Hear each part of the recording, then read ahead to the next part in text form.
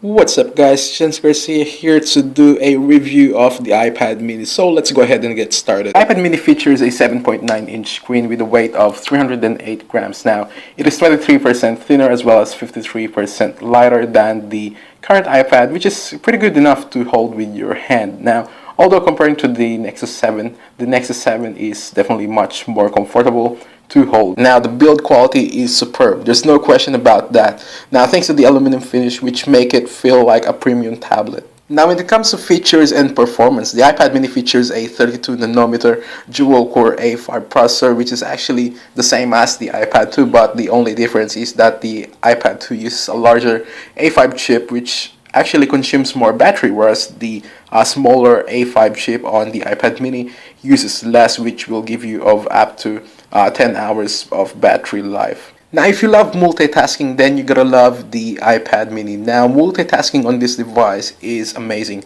Now even though it's got a dual core processor, now it's all because of the iOS. Now even though the iOS is boring, everything seems to be working as fine with the iPad mini. Now as I've said, multitasking is amazing. I've tried to open as much apps as I can, but it's still not lagging at all.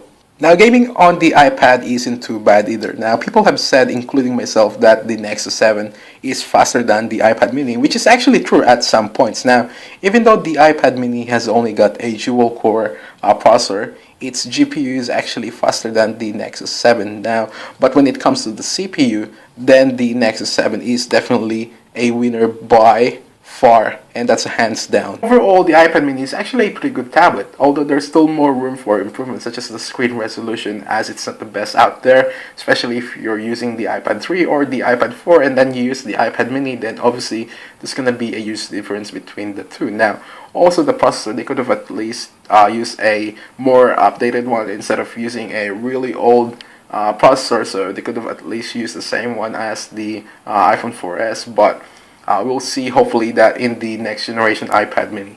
Right, there you go guys, pretty much that is my review of the iPad mini. Let me know what you think about it by leaving down some comments down below. I'm Jens Garcia and I'll see you all in the next one.